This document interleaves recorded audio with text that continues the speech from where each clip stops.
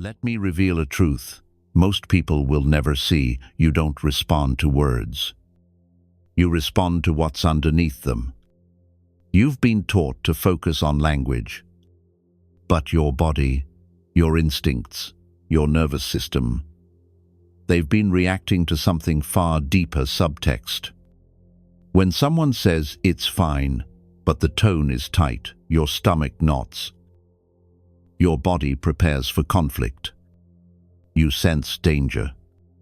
Even if the sentence was harmless. When someone says, do whatever you want, but their energy drips with resentment, you don't feel empowered. You feel like you just disappointed someone. And you're not even sure why. That's not language. That's programming. And here's the twist. This was installed in you early. From childhood. You learned to read silence in your parents' faces, to walk on eggshells without ever being told, to sense tension in a room before a single word was spoken, because survival didn't come from words. It came from reading the air. And now, even in adulthood, that instinct runs your relationships, your reactions, your reality. Someone gives you a look and suddenly you're apologizing. Someone speaks in a calm voice, but with cold eyes, and suddenly you second-guess your boundaries. This is not communication. It's control. Subtle, silent, systemic. And here's what they never told you. The most powerful people don't argue. They anchor. They don't convince. They control perception, not by what they say, but by how they say it. And what they don't say at all. This video isn't about improving how you speak. It's about upgrading how you command. We're not here to be more likable. We're here to become undeniable. So, if you've ever walked away from a conversation feeling like something was off, but couldn't explain why you're not paranoid, you're finally noticing the real game. Let's begin.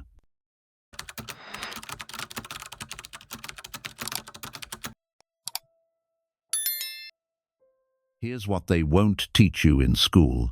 Every conversation you've ever had happened on two levels. The first words.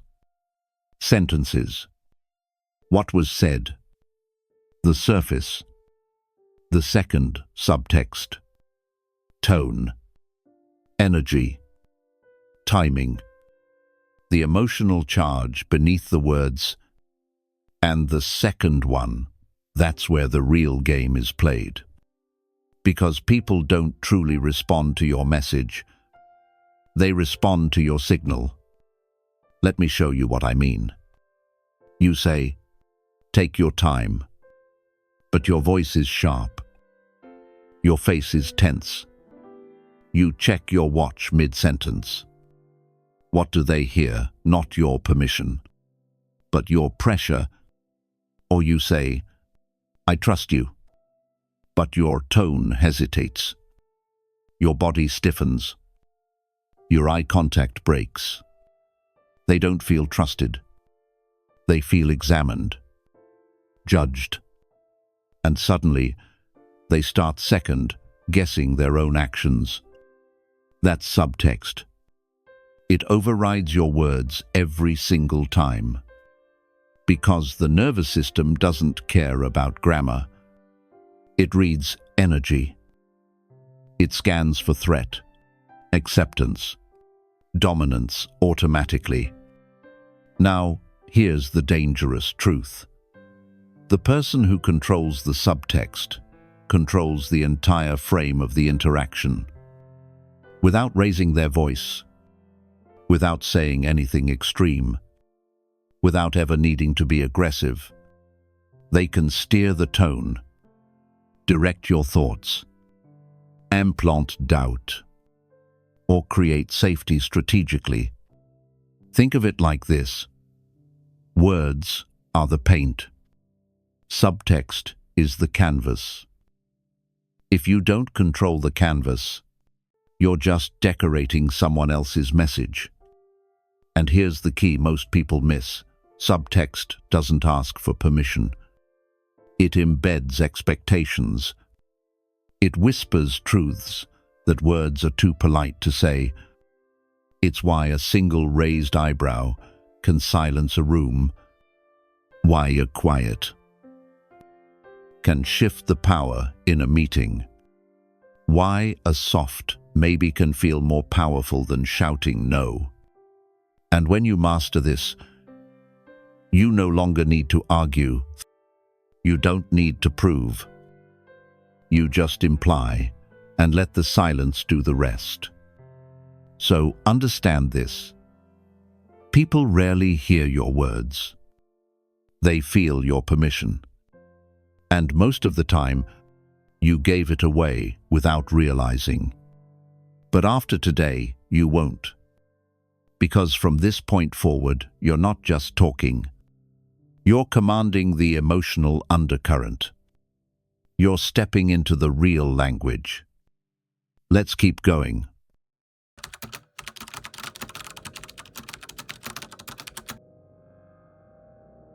You don't need to make bold claims. You don't need to argue your point. You don't even need to speak in full sentences. Because true power in conversation comes from implication, from suggestion, from the illusion of neutrality that bends the room in your favor. Let me explain. When you say, "That's one perspective," you're not debating. You're framing. You're not saying they're wrong, but you've planted the idea that something's missing, that their logic might be incomplete, that maybe they've overlooked something critical. They start questioning themselves, not because you forced them to, but because you gave them just enough ambiguity to make their own doubt feel like their idea. Or when you say, "I assumed," you double-check. You didn't accuse. You didn't scold. You didn't explain the mistake. You just implanted expectation and let them carry the weight of falling short. That's the loop. It's not what you say. It's what you make them think about themselves. Here's another interesting move. Said with a neutral tone. No reaction. But in their head, they're scrambling. What does that mean? Did I do something wrong? Was that sarcasm? Did I just lose ground? And the beautiful thing is, you never actually said anything definitive. You gave them a dot. They drew the rest of the line.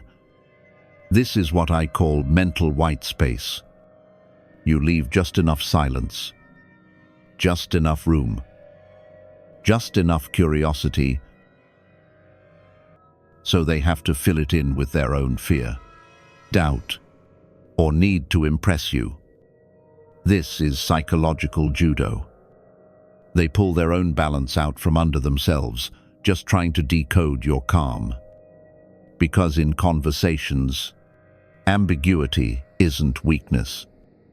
It's a trap. The less you say, the more they project. And the more they project, the more you can read, guide, or contain. It shifts the entire energy. You're not confronting. You're not reacting. You're not proving anything. You're just planting subtle cues that loop in their mind until they edit themselves for you. So next time, instead of defending yourself, just say, "If that's how you see it, noted. I trust you know what you're doing." And then, stay silent. Let the loop run. Because the moment they start re-explaining themselves, they've already seeded the frame. That's not passive. That's precision. You didn't attack. You didn't demand. You shifted everything without stating anything. That's how you stop chasing clarity and start architecting control. Let's move deeper.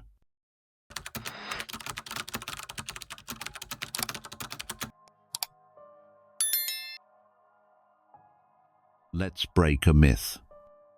Most people believe communication is logical, that if your words are technically correct, your meaning will be understood. But the human brain doesn't work that way. We don't process language with logic first.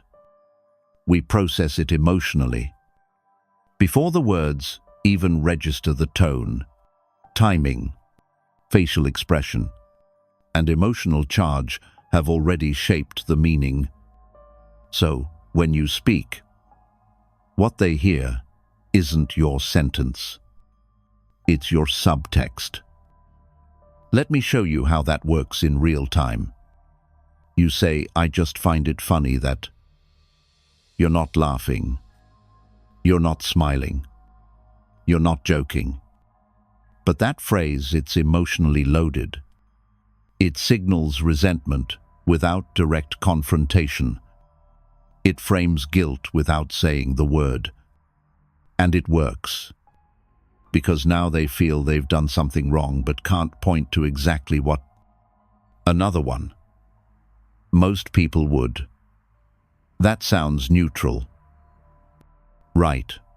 But it's not. It triggers comparison. It implies failure. It wraps judgment in polite language and hands it to them like a velvet glove with a blade inside. And then there's, "You always seem so defensive." Again, you're not directly accusing, but you're redefining their behavior in a way that discredits their entire emotional state. Here's the tactic behind it. You don't carry the emotional weight. You hand it to them. This is what I call a psychological handoff. You throw the emotional grenade, then step back and watch them hold it, inspect it, and apologize for it. That's power. Not because you're louder, not because you're smarter, but because you're speaking on a level they don't even realize they're reacting to.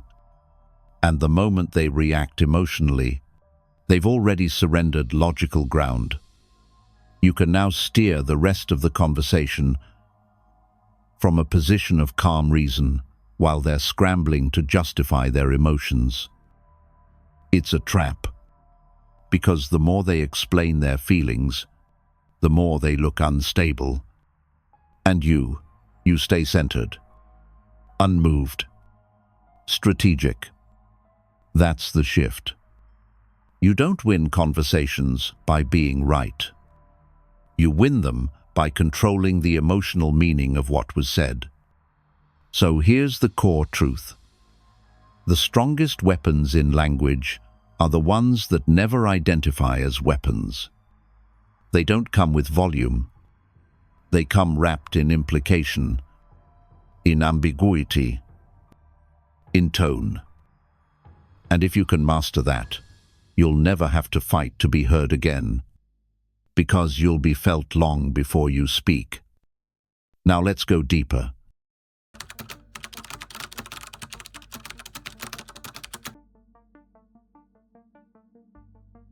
You walk into a conversation, they expect a debate. They expect defense. They expect you to react. But you don't. You stay still. Not because you're lost, but because you've already decided you will not fight inside their frame. This is where most people lose power. They think power is performance. They think they have to prove, explain, convince. But every extra word is an invitation for others to dissect your stance. Silence, on the other hand, doesn't give them anything to work with. It starves their argument. It creates vacuum. And in that vacuum, You become the gravitational center. Let me give you an example. Someone says to you, "I just don't feel like you're listening to me." Average reply, "Of course I'm listening. I'm right here. I care." You just entered the emotional arena they designed. Now they control the pacing. Now you're defending your character. But a high-level response, "Try this, I hear you." Then stop. No explanation. No apology. No nervous smile. Just presence. Let them feel the weight of that stillness. Or take this one. So you think you're better than everyone else. Most people panic. They try to soften the blow. No. No. That's not what I meant. But you pause.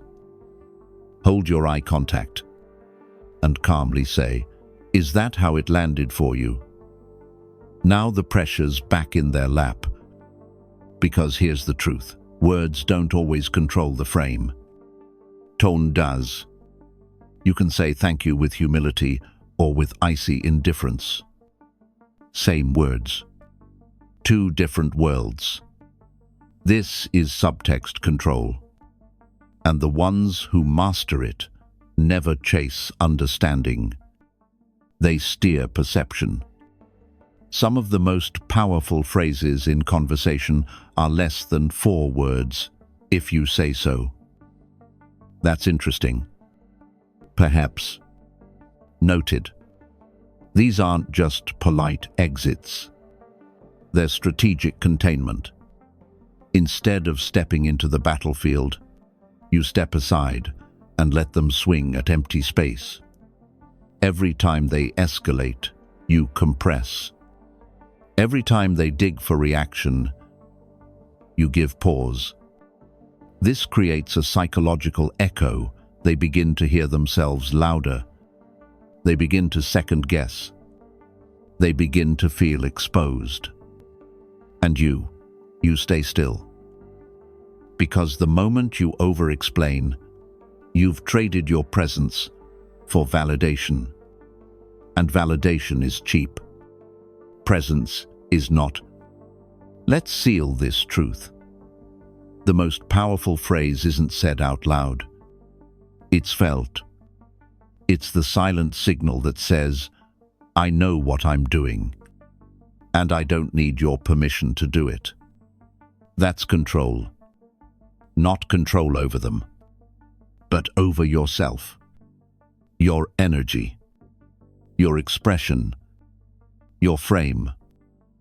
And when that happens, you don't have to take up more space, because you own the room. Pause here. Let that sink in. Because in the next section we'll go even deeper. We'll explore how implication, not instruction, becomes the dominant force. You ready? Let's continue.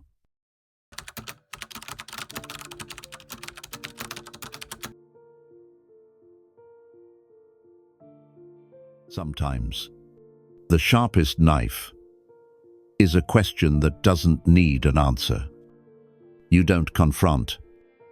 You don't accuse. You just ask and step back. And suddenly, they begin to question themselves. This is the art of strategic questioning. You see, most people think control means pressure, force, volume, argument. But in the highest form of influence, you don't push their mind. You tilt it. Gently. Precisely.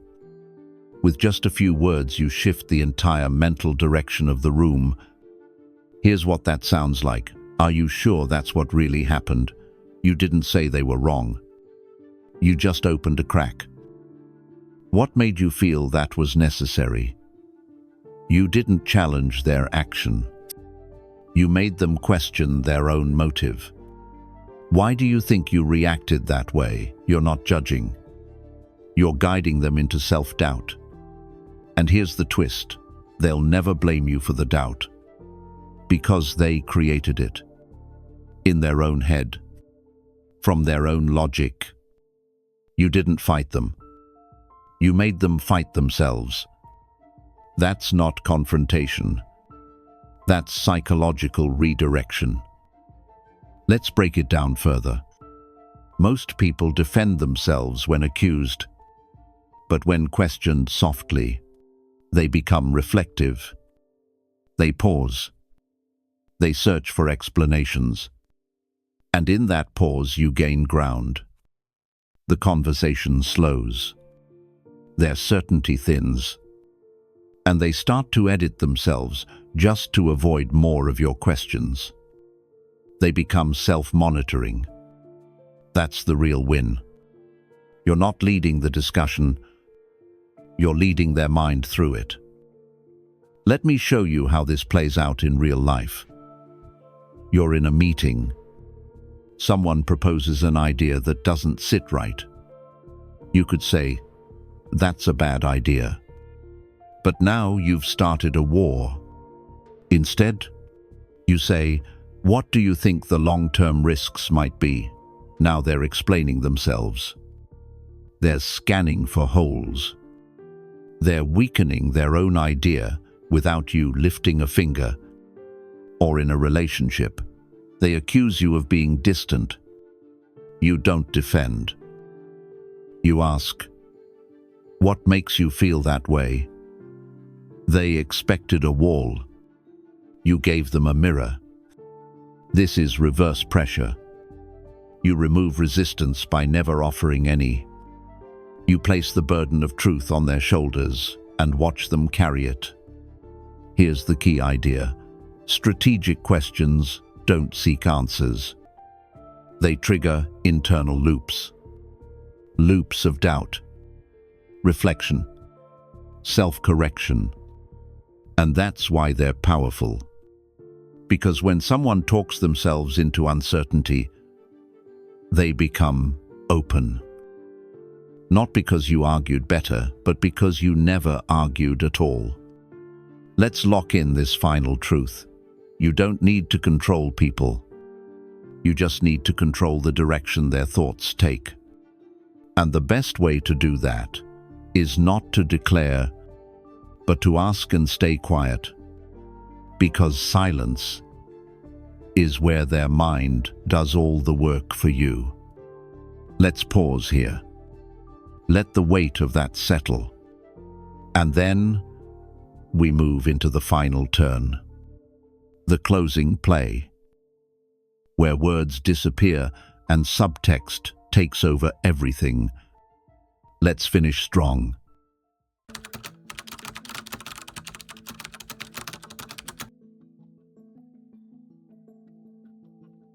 So now, step back. Look at what we've done. This wasn't just about language. It was about presence, about subtlety, about the kind of control that doesn't announce itself, because it doesn't need to. The most powerful person in the room, they're not the loudest, not the smartest, not even the most experienced. They're the one who makes others adjust without ever raising their voice. They shape the emotional undercurrent. They don't react to energy. They set it. They're calm, but not passive. They're minimal, but not weak. They don't fill the space with words. They let others walk into the frame. They construct it in silence. Let me leave you with this. Next time someone tries to provoke you, pause. Don't clarify. Don't explain. Don't justify. Just observe. Say less. Wait longer. Watch deeper. And then ask one question. Not to prove anything, but to plant something. Then pull back. Let the space breathe. Let the silence do the talking. Because here's the shift you must internalize. You don't need to win the conversation. You need to own the emotional gravity underneath it. You don't need 1,000 words. You just need the right tension. You don't have to dominate the surface. You have to architect the current beneath it. Because in the end, subtext is the weapon. Silence is the strategy. And when you master both, your presence rewrites the room before your words ever arrive. Let this be your practice. From now on, don't speak to be understood. Don't argue to be right. Speak like ice. Influence like fire. And remember, when subtext is your tool, your words become irrelevant. The game belongs to those who never reveal they're playing one. See you in the silence.